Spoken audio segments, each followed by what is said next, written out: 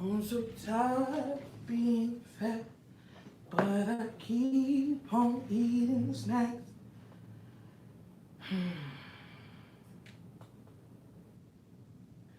Welcome to another episode of Chopped and Rooks. Here I am, here I go. Let it roll.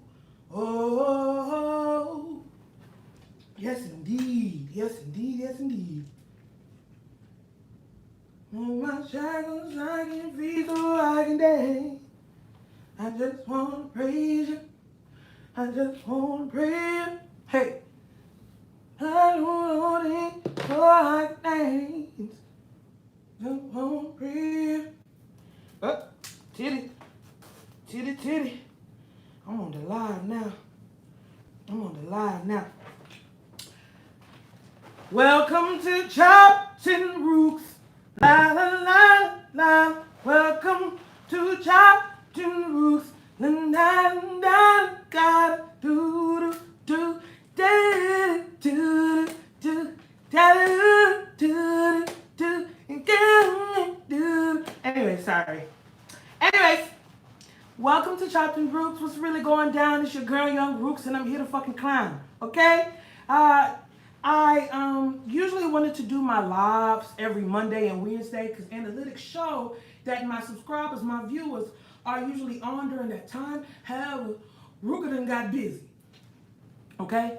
Ruka done got busy, so I'm just hoping to get videos out when I can. Let's talk about it.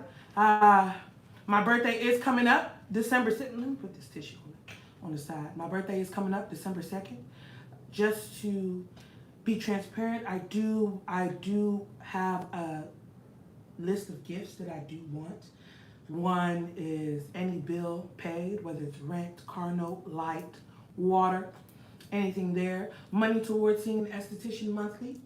My Cash App is RukaOG if you want to do that. Birthday bundles. I would like 30-inch bundles down to the crack of my ass. I would like a 6-piece bottom, rose gold solid grill. I would love that for me. I do. I would love a wireless charger from my iPhone. I would love to put my iPhone on a circle and it say doo-doo and it starts charging. I would love that for me. I would love a JBL speaker. I would love prayers, always, always. I would love subscribers, followers, money, and love. I would love always. So those are the things that I would keep repeating towards my birthday. I'm super excited this year because the pandemic has shown us that time is short. I didn't do anything for my birthday last year, so I'm planning something this year. So I'm super excited about that. Now that that is out of the way, let's get to the bulk of the topics that I have going today.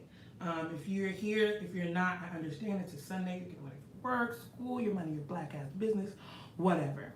However, there are things that we need to talk about today. For one, there's something, if you know who I am, if you know who I be, there's two things that you should automatically know about me. I'm from Houston and I'm Nigerian. Those are two facts that you should always know about me. Currently in Nigeria, there is a protest going on against SARS. SARS is short for the Special Anti-Robbery Squad in Nigeria. And Nigeria, unfortunately, is known for corruption through and through. I mean, it is embedded in the sands of that country, unfortunately. And now they are targeting mostly men who may have locks, who may have an iPhone, who may even look, if you look like you have money in any type of capacity, in any type of way, and you're young, they're usually targeting men and women 18 to 30. So if you're young and you look like you have money, they're targeting you. And it's disgusting.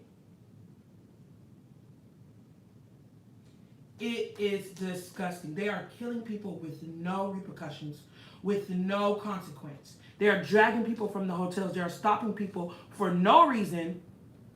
You have an iPhone. Where are you going? Oh, you're going to go see your boyfriend? Why are you going to go see your boyfriend? Is that a crime? They're stopping young men and young women who may look like they have something other than the 5 naira in their pocket. And they're using the abuse of power on them. They're killing them. They're beating them in the street. They're shooting them while they protest. And it's disgusting. That's the only word that I have. Heinous. It is gross.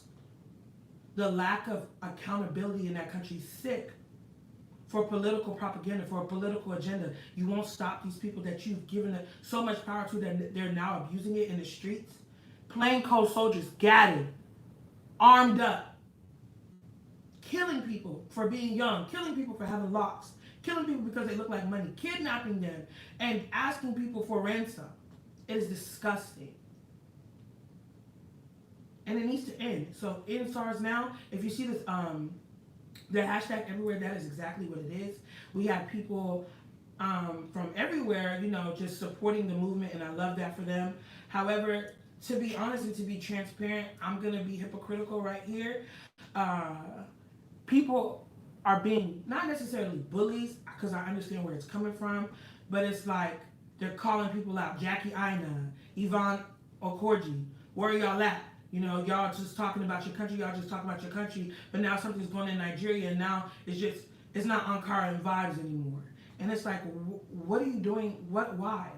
Why are you bullying them? And then I had to stop. And think, like, Ruka, you did the same thing. When people weren't talking about Megan Thee Stallion getting shot, you're like, where are these people? Why are they not talking? And it's just awareness. You rep Nigeria, and you rep it. Independence Day was just last week. So you rep it, and you're going there, you're going strong. But now that there's something that's affecting our age group in our home country that we rep, even though we're part of the diaspora, where's your voice now? Where's the strength that you're using to fight Fashion Nova and to fight Pretty Little Thing for black representation during the pandemic and during Black History Month? Where was that when for Nigeria? People want the same strength. You represent Nigeria, you have on grass fields, skirts. Now it's time to use that same voice and that same strength when it comes to ending police brutality in the home country that you rep so hard. And it's the truth.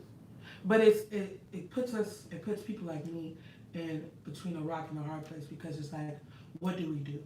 Besides tweeting, besides protest, well, not even besides protesting, but protesting in our home country, protesting at ASO Rock, protesting at the farmer's market. After we do that, we're in America, what do we do next?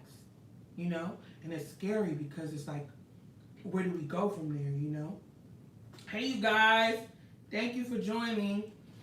So I just wanted to bring attention and awareness to end SARS.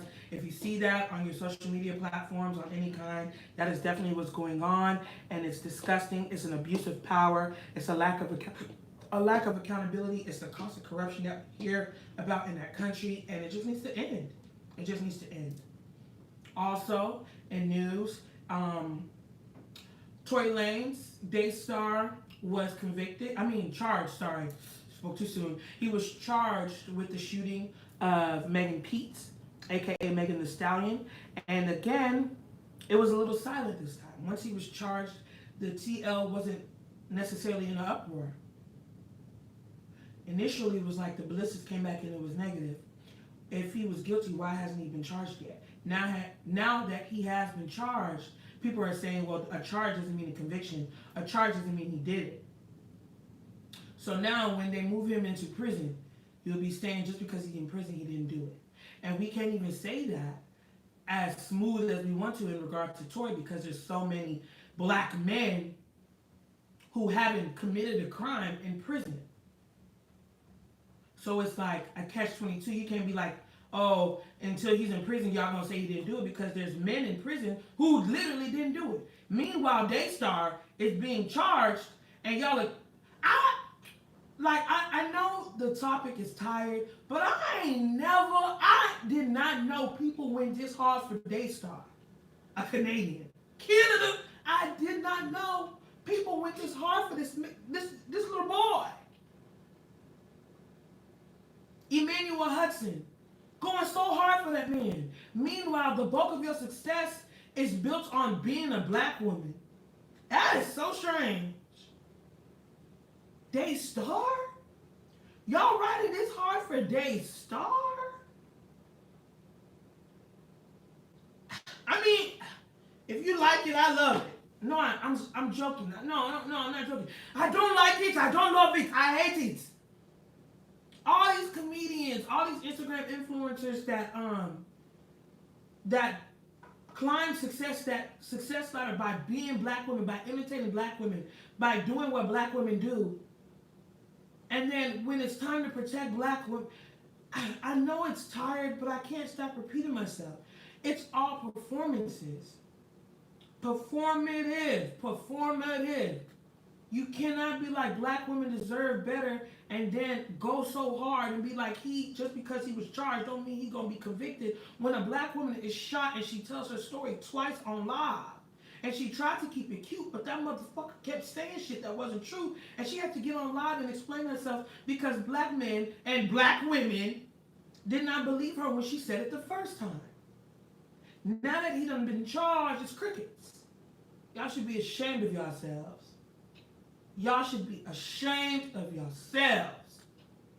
Do better. Do better, America. As the wise Bernie once said, do better. Now that I got that out of the way, I got some things that I want to talk about. Shout out to Bianca. Bianca was one of the people that gave me this topic today. And I just want to talk to y'all real quick. Let me go and find it. Okay. So there are 3 scenarios. I know you see the title of this live. It's called Ladies, Take the Shackles Off Your Feet So You Can Dance. And it is because y'all think that not even a few, my videos tend to gravitate towards men and accountability and the gender wars and this, that, and the third within our community, the division within our community. Don't ever think, don't you ever think that I'm not going to come for my ladies. Because unfortunately, we have some bad apples in the orchard. We have some bad apples in the orchard. I don't know who has been brainwashing these goats. I don't know what type of acceptance that they're seeking from men, that they are losing themselves in order to assimilate or to blend in, but it's tired and it's ugly and you need to stop. You are a grown-ass woman. Own up to who you are. Take accountability for who you are. Stop doing groupthink. Stop doing mom mentality. Hey. Take the shackles off your feet so you can dance. Do that. So I have 3 scenarios I would like to talk about. Give me one moment while I pull these up. I'm thirsty. I need to take a drink.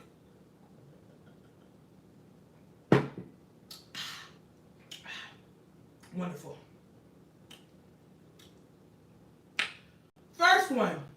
First scenario, please, if you can, definitely try to stay along with what I'm about to say. It says, since moving to Georgia, I've been all work, no play. I started talking to this man via Facebook dating. He seemed cool, so we exchanged numbers. Turns out he's in prison. He's been there for about 20 years. He's 15 years older than me, at least, but I prefer older men. 3 months in, and we've made it official. We've made it officially a relationship, considering the circumstances. He says things like, you will obey me, you will respect me, etc. One hurdle we got past was him constantly asking for nude pictures, which I felt uncomfortable with. He finally subsided after I sent a few. Literally 2 weeks ago, I was going shopping and he asked if I could send him a few dollars. I sent $200. By day 11, he's asking me to send money again for phone batteries. He also told me I spend too much on eating out. He will catch an attitude if I buy something for dinner. I'm a nurse who lives alone and has no children. I don't think it's that serious. Last night, he asked for my banking information to check on my spending habits. I said no, and he ended the call upset. I'm not living from check to check, and I haven't in 4 years. Why is he acting this way? Yes, he does make me laugh, and he checks in on me all day.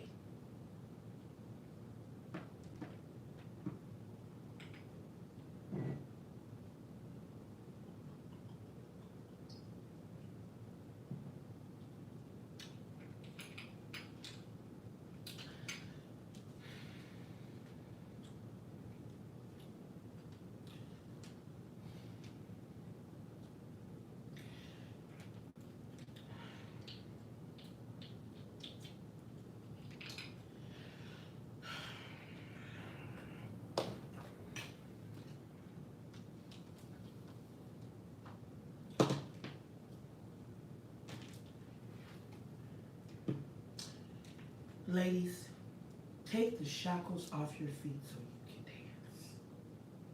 You are a nurse. You live alone. You make good money. You don't have any kids.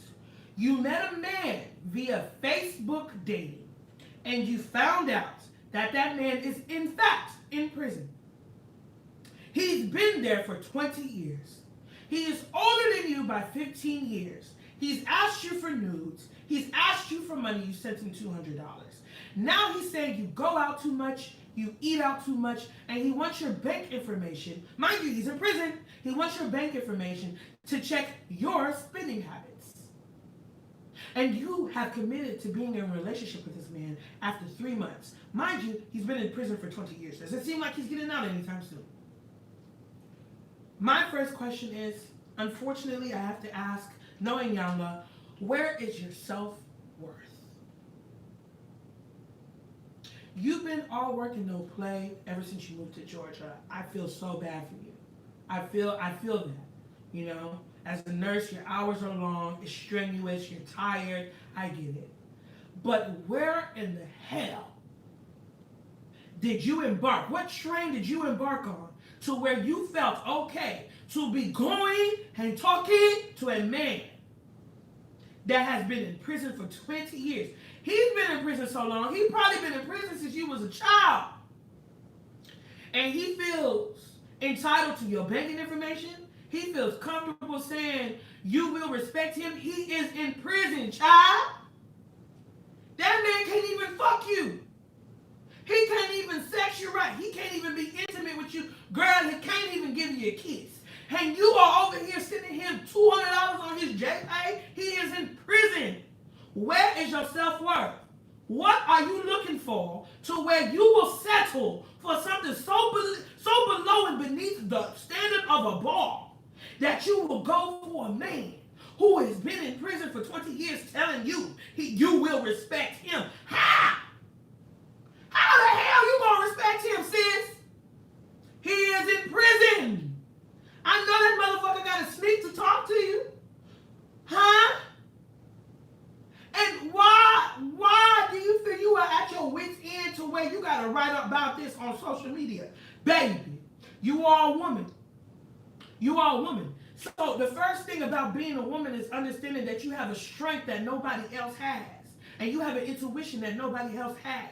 You have a gut feeling that nobody else has. And you have an instinct that nobody else has as a woman.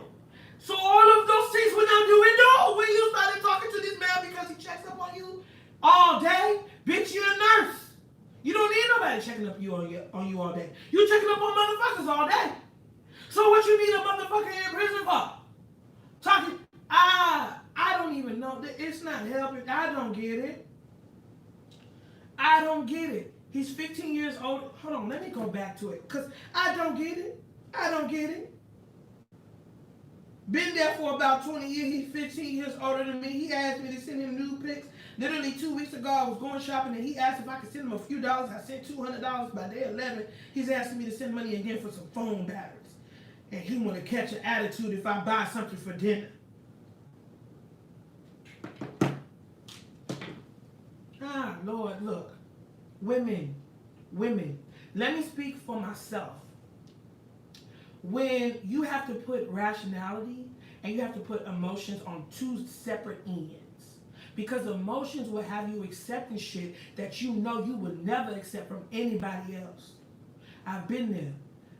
When I speak on things that I've allowed in past situations and past relationships, I can only shake my head because what the fuck was I thinking to where I allowed something like that? To where I continue talking to somebody after they done disrespected me and done me wrong to the point of tears. And it's because of emotion. And you're so embedded in not being alone. You're so embedded in intimacy. You're so embedded in the relationship that you will forego and let things slide. Bitch, you're not a water park. Okay? We can no longer let things slide. We have to take that out of the picture. If this was a stranger, if this was somebody I did not know, if this was somebody I was not intimate with, would I accept this? Would I allow this? And the answer 9 times out of 10 is hell no. You're not even intimate with this prison boo. He don't look nothing about like the prison bed, the light-skinned motherfucker that looked like a snake, the serpent from Adam and Eve, Garden of Eden. This man is trying to exact power over you behind bars, sis. And you're allowing it. That means fuck him. That means something within you is so weak that you will use somebody as a band-aid rather than a permanent fixture. And we cannot allow that. You will respect him, nigga, you're in jail. You want nudes, nigga, you're in jail. And you've been there, so stay there. I know Pepper and I know Rodrigo has been busting that booty hole wide. So you don't have to worry about me and what I eat. Nigga, you better eat that dick that they've been telling you to get on your knees for every night for the past 6 months so you can use your phone with no preamble. Instead of you worrying about what I eat in my motherfucking spending habits, you better get your spread on, get them Roman noodles and them Cheetos into that bag and better crush it up and warm it up with your iron, nigga. I need you to mind your own while I do my own thing outside in the free world. Okay? I can vote. Okay? So don't worry about me. Don't worry about my spending habits. Don't worry about what I'm doing. Don't worry about how I respect you or you respect. I don't give a fuck about none of that. You're in prison.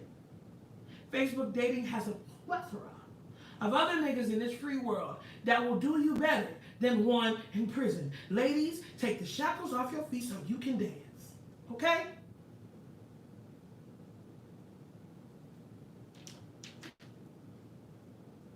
Moving on to the next scenario. There's more than one.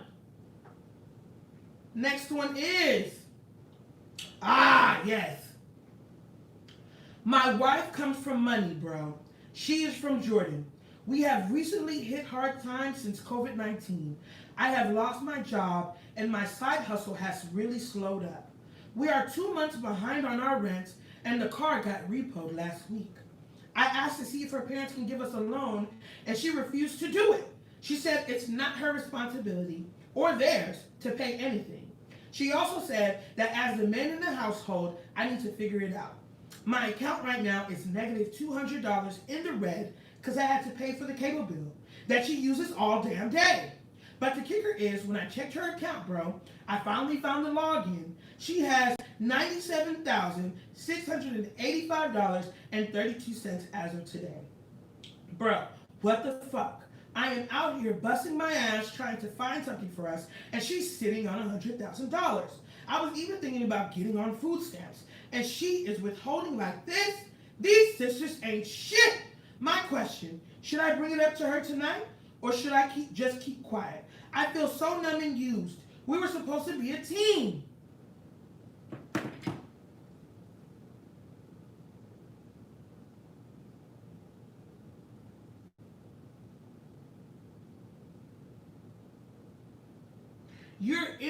Not only are you in a relationship, you're in a marriage. A global pandemic has hit the entire world, and your husband has lost his job. They have repossessed his vehicle. Y'all are 2 months behind on rent. Right?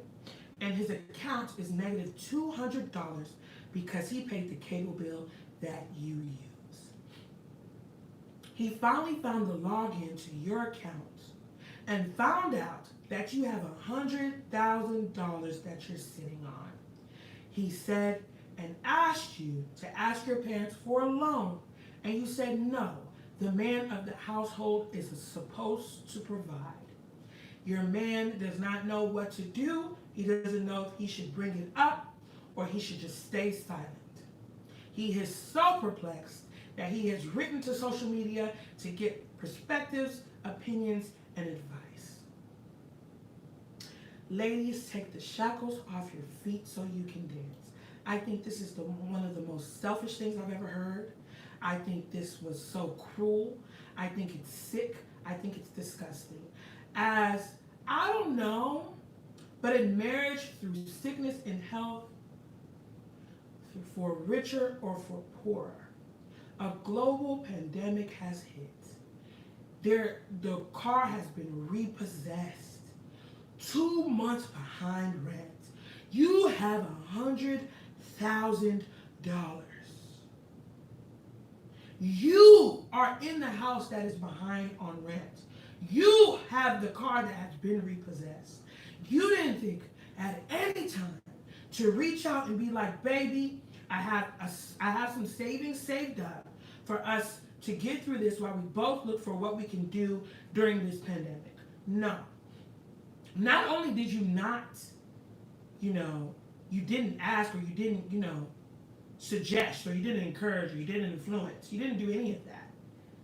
He looked to you for answers, asking your parents for a loan. You said no, while sitting on $100,000. You then turned your nasty, ugly neck to tell him that the husband is supposed to provide while you're sitting on $100,000 and you're sitting in the same house that's 2 months behind on rent. I don't understand the thinking on that.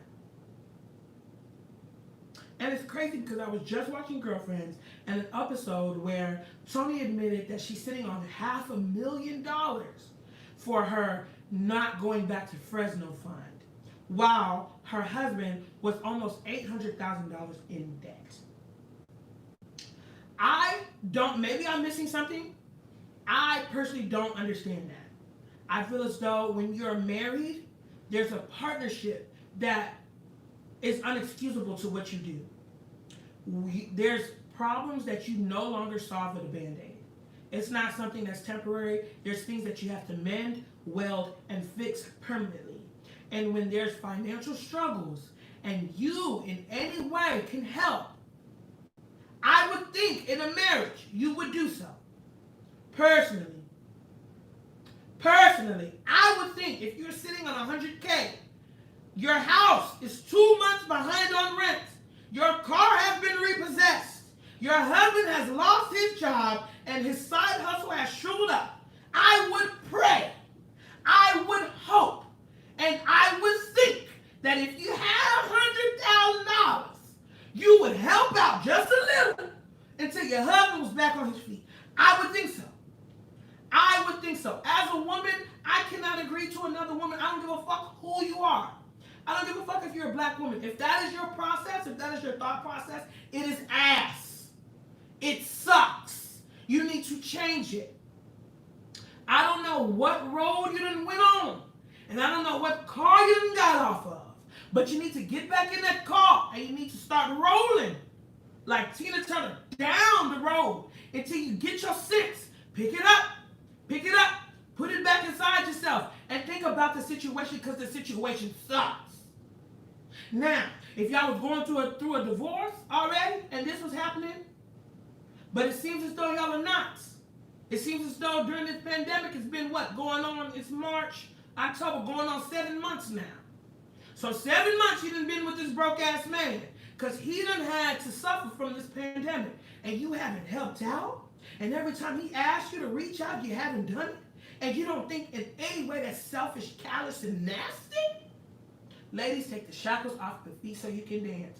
Understand that there's a war, and the war is called internal truth. Self-awareness is a motherfucker, but once you have self-awareness, you have a different type of power.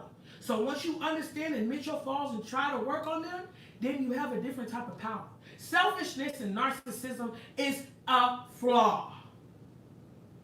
Expectations, when they cannot be fulfilled and you still expect them, is a flaw. There are some things that you can do and some things that you can't. If you wanted a motherfucking baller, then you should have married one. To where if he was to lose his job, y'all would still be good. But unfortunately, you did not go that route. And you have 6 figures lined up. You're lucky nothing in this scenario said there was kids. Because if there was kids, oh baby, I would hate you. I don't even know who you are, but I would hate your ass. Because that is disgusting. It is nasty. Ladies, I don't give a fuck who he is. I don't give a fuck if you're a lady. I don't give a fuck if you're a man. I don't care. I don't care. This type of thinking is gross. It's a different type of entitlement. It's a different type of suffering. It's a different type of selfishness that I just can't get jiggy with.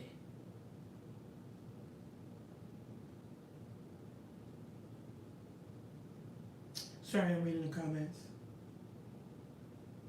Sometimes the roles in quotations, need to be lifted during the pandemic. She is tweaking. Gotta be on meth. One of the two, crack or meth. She's self. I don't even know what that is. I don't even know what that is. That's grounds for. I would divorce her and take half of what she got. Oh, so you don't want to give me any voluntarily? Well, I'm going to take it by force. That's just me, though. That's just me, though. That's just me. Last scenario before I hop out here. Oh, excuse me. I wonder where it is. Oh, yes. So a woman voluntarily tweeted, so my boyfriend is mad at me because I went through his phone while he was asleep. By the way, I didn't find anything. But instead of arguing with me, he buys me Chipotle snacks and a card that says, I'm sorry for not making you feel safe and secure, but there's nobody else but you. That may seem like a feel-good story to you, but let me tell you something. You got me fucked up. I am not someone, I am not a baggage handler. I am not TSA. I don't work at an airport. I don't work at a train station. I don't work at a bus station. If you have baggage and the baggage is so heavy to where you have manifested it into a new relationship, to where you have created scenarios of overthinking and untrustworthiness, that you are looking in my phone while I'm asleep and causing unintentional and imaginary problems because you have had trust issues in the past, you do not need to be in a relationship. Bad lady, you gon' hurt your back, dragging round bags like that. I will fuck you up if you touch my phone when I'm sleeping. Can you hear me? It's true. One day, both these hands gon' get in your face. I said one day, both these hands gon' get in your face. That's not a feel-good story. Instead, he brought me Chipotle. Girl, take the shackles off your feet so you can dance. If you feel compelled to go through a phone because you have made scenarios in your head that are not necessarily true, take a step back and be alone until you heal. Take a step back until you are alone so you can heal. Don't bring that shit into a healthy relationship. People have to understand that, unfortunately, I am all for the niggas ain't shit train. Look, I'm the conductor. I can be the conductor. I can be the caboose. I can be the tail end of things. I'm all for it. But I'm only for it when it's necessary, when it's warranted. Because unfortunately, sometimes it is not the man. Sometimes it's the woman. And there are jokes where women are allergic to accountability, and unfortunately, I've seen so many instances to where I cannot deny it. Some of you motherfuckers are bad apples in this orchard, and you need to take the shackles off your feet so you can dance. Have some accountability. Have some self-respect. Sit down. Start your self-awareness journey. It is long, it is hard, but it's very rewarding. Sit back and see that you've been scarred. Sit back and see that you've been hurt. Sit back and see that where your trust lies, where your love lies, and why it is that way. Why are you so damaged? Everybody wants to put things under the rug, out of sight, out of mind. But the rug is only going to have bulges. The rug is no longer going to lay flat until you face what's underneath there. Face what you put underneath there. And then start taking the shackles off your feet so you can dance. Ladies, I don't know what else to say, but I do know, I know there's one more that I wanted to talk about. Let me go and find it. But ladies, I want us to do better. I want us to do better. And in order for us to do better, we have to tell ourselves the truth. We have to hold ourselves accountable, and we have to become self-aware. Once we do these things, then we can start changing. And once we start changing, greatness will come our way. It will. I know there's one more. I saw it. Let's see. Let us see here. Give me one moment, please, while I look this up. I know it. It was a sad one. It made me so sad to read it. Take my shackles off my feet so I can dance. I just want to praise you. I just found it. Yes, sir. All right, last one, and I'll leave y'all alone.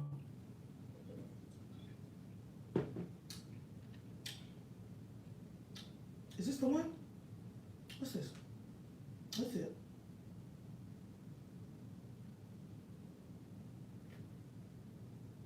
Yes. This not it. This not it. This not it. Excuse me, guys. That was a short version. I need the long version. It's about that 54-year-old man named Stan who was paying for his stepdaughter's wedding. Give me a moment. I know it's here somewhere. I just want to praise you. I hope y'all doing okay. Sisters, how y'all feeling? Brothers, y'all all right? I hope y'all weekend was good. With social media, we tend to unintentionally divulge ourselves in both negative and positive things, more negative than anything. And as I want to say a semi-empath, it definitely weighs you down, so definitely take a break when you can. I need to be taking my own advice, hell. But take a break when you can, you know what I mean? And where is this thing? Maybe it's on my other here. Let me see. Take a break when you can, definitely. Halloween is coming up. Thanksgiving, once October hits, the holidays tend to roll into each other. You know what I mean? Where is it? I will beat your ass. I will. Ooh. Well, let me just go to the other one then. Let me just go to the one that's who DM'd me? He better be fine. Oh, I can't stand lives because you can't edit stuff out. Lord, I hope I don't lose y'all. But I want to talk about this last one because it really hurt my feelings. It really hurt my feelings. I don't get how in a marriage people can think this way. You know what I mean? So let me see. Where is that? I just want to praise you. I just want to praise you. Okay, so it says, I once asked my wife about seeking her doctor. Her ex-husband was a doctor, right? And she had a few stepdaughters with her. This man is a 54-year-old man named Stan, and her ex-husband is a doctor. So he said, I once asked her, oh, there it goes. I'm tripping. Okay, scenario. My name is Stan. I'm a 54-year-old man. My wife, Renee, and I have been married for 22 years. She had 2 beautiful daughters from her previous marriage. The girls were 5 and 7 when we met. Their father, who is a doctor, abandoned them after he and Renee divorced. He remarried and took care of his new family. Meanwhile, I've always taken care of his girls as if they were my own. Renee has been a stay-at-home wife majority of our marriage. I am a blue-collar worker. I once asked her about seeking the doc for child support. Her reply was that we do not need him. We have you. I asked to adopt the girls, but Renee insisted that the doctor wouldn't agree to it. Regardless, I continued to take care of my family. I put both girls through college, bought both a car, and was present at all their school events. I'm currently footing the bill for the eldest daughter's wedding and helping the youngest take care of her 5-year-old. I'm the only papa the baby knows. The doc recently divorced his wife and has been trying to repair the relationship with his daughters. My daughter told me she wanted her biological dad to give her away, and do the father-daughter dance. I was devastated. I suggested we both walk her down the aisle. Renee interfered and told me I'm just the stepdad and not to mess up her special day. I feel so broken. I have decided that I will not attend a wedding nor pay the remaining $10,000 balance after I already paid $12,000 on the wedding. My wife has called me petty and threatened to divorce me if I mess up the wedding. However, I'm standing firm on my decision. Is he wrong? The answer is no, he is not wrong. Stan is 54 years old and he's a blue-collar worker. He's been married to Renee for 22 years, and she had 2 daughters before him in her previous marriage, and at the time when they got married, they were 5 and 7 respectively, right? So during the 22 years of their marriage, Renee has been a stay-at-home mom. So he has put the girls through college. These daughters are not his by blood, but he has put them through college, and he's currently footing the oldest one's marriage or wedding, and he's already put $12,000 down. When he asked Renee to ask the doctor, he's a doctor, to put him on child support for his 2 girls, she said, no, we do not need his money, we have you. When he asked to adopt the girls, she said no, because the doctor would not agree. He done bought them a car. He done put them motherfuckers through college. He done put $12,000 on this wedding. And he's been taking care of his 5-year-old, that's not his 5-year-old grandbaby. And that motherfucking baby's calling him Papa.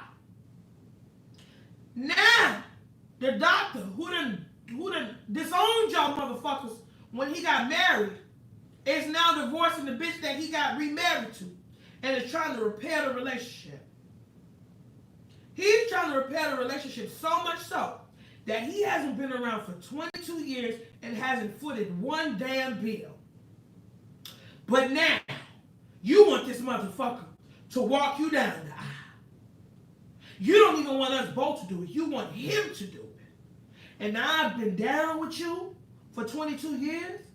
And when I'm asking you and talking to you, my wife gonna say, I'm messing up your special day. Ladies, take the shackles off your feet so you can dance. That is the most bullshit ass story I've ever heard. 54 years old, blue collar worker, and you have been a stay-at-home mom? 22 years, majority of y'all's relationship, majority of y'all's marriage. You have been a stay-at-home mom. So your opinion, it don't hold too much weight now. I ain't even gonna hold you. Being a stay-at-home mom, I guarantee you, I know it is hard. I know it is a job that is underappreciated and undervalued. I know. 22 years though, he didn't ask you. Your ex-husband is a doctor. He is a blue-collar worker. He didn't ask you to put these women, these 2 daughters on child support. That way, it can ease the financial burden that he is going through, trying to buy them a car and put them through college, because you ain't got no money, because you a stay-at-home mom. But now that your little doctor husband done divorced his second wife, and now trying to repair a relationship after he done abandoned your 2 daughters, Stan don't got no say. Stan don't got no say. He done put $12,000 into this marriage and into this wedding with a daughter that is technically not his, even though he asked you to adopt these little ungrateful motherfuckers. And he don't got no say. Women.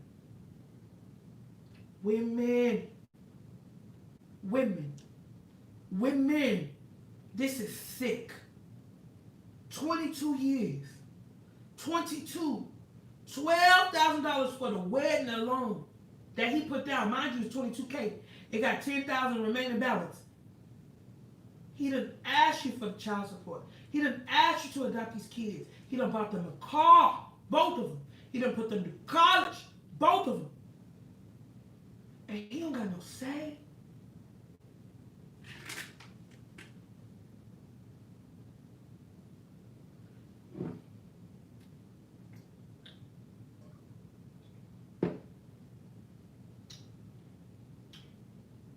100%, y'all. 100%. She trying to fuck that doctor on the low. Probably already fucking him. He hasn't been around for over 2 decades. But now that one of your daughters is getting married, he has the respect from you to where he can walk her down the aisle and there's no repercussion, no consequence.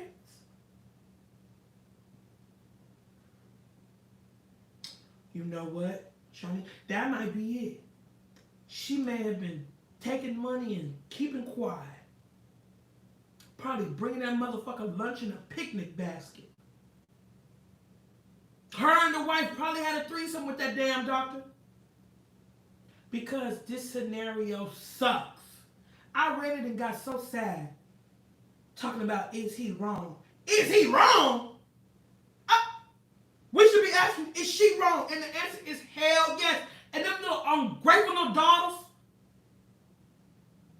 they wrong too. I'm grateful. I want Diamonds dancing when Drake was going off that last 2 minutes. Ungrateful. That's them. You look drained. You look exhausted. Girl, them late nights ain't good for you. That's them. Disgusting behavior. I could never get jiggy with that. So these scenarios all to say, women, take the shackles off your feet so you can dance. I just want to praise them. Take the shackles off your feet. First step is admitting where you fall short. Not everything can be placed, the blame cannot be placed on everybody but you, no more. It is no longer them, it is you. You want the acceptance from these ain't shit niggas who got shitty draw stains, ashy lips, eye boogers in their eyes. You want the acceptance from them to where you will condemn yourself? I don't think so. I don't think so. Y'all has just said self-sabotage is real. Understand why you are damaging yourself. Because nobody around you is doing it. You are doing it. These scenarios of a nurse accepting shit from a nigga in prison who's been in prison for 20 years. What kind of shit is that? A girl overthinking and creating scenarios because of hurt in the past, bringing it to a healthy relationship. Talking about, oh, he bought me Chipotle and said, I'm sorry. Fuck you. Bitch, you looking through my phone. Are you fucking crazy? A woman sitting on 100 bands while her house is 2 months behind on rent and they caught him been repossessed. Her husband lost his job. How can you hear these scenarios and justify anything that the woman is doing? You can't. You cannot. And I'm here to tell you, take the shackles off. Take them shackles off your feet.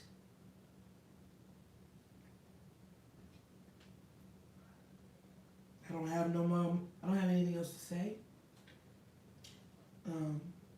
I hope y'all rocking with me. I hope y'all are rocking with choppedandroox. I hope y'all like these lives. I can get the content out to you quicker. And I'm passionate. You can see the passion. I can interact with you. You know what I mean? Thank you for tuning in. I really appreciate you. Get choppedandroox monetized. Tell a friend and tell a friend. If you're new here, my social media platforms will be in the description box. I have Twitter, Instagram, Facebook, Snapchat, TikTok. TikTok is my newest platform. RukaOG is the name.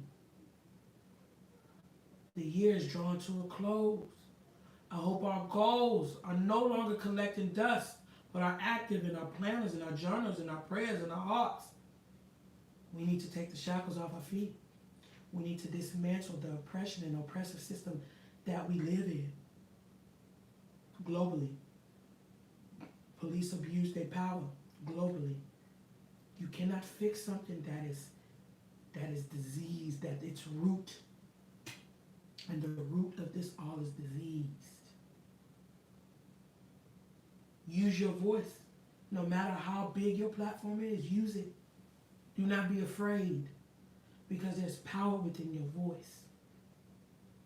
I encourage everybody to do so. I encourage everybody to fuck with your girl. I encourage everybody to get a coin, get a bag, love thyself, get some paper, any way that we can legally, legitly. That's not a word, but legit, please. I don't want to see nobody in jail for no SBA loan. Okay, get your funds, get your money. Thank you for tuning in to choppedandroox. I am almost at 2,000. Been doing this for 2 years. I wish I had 100,000, but that's okay. Free bundles is coming soon. I'm claiming it, Lord. Thank y'all for tuning in. I appreciate y'all. Fred, Shaw, y'all. I appreciate y'all. Tony, I appreciate y'all. All my new followers, subscribers, and viewers from TikTok, I appreciate y'all.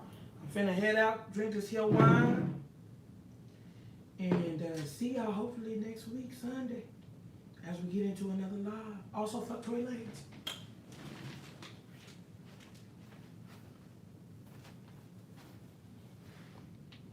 Take my shackles off.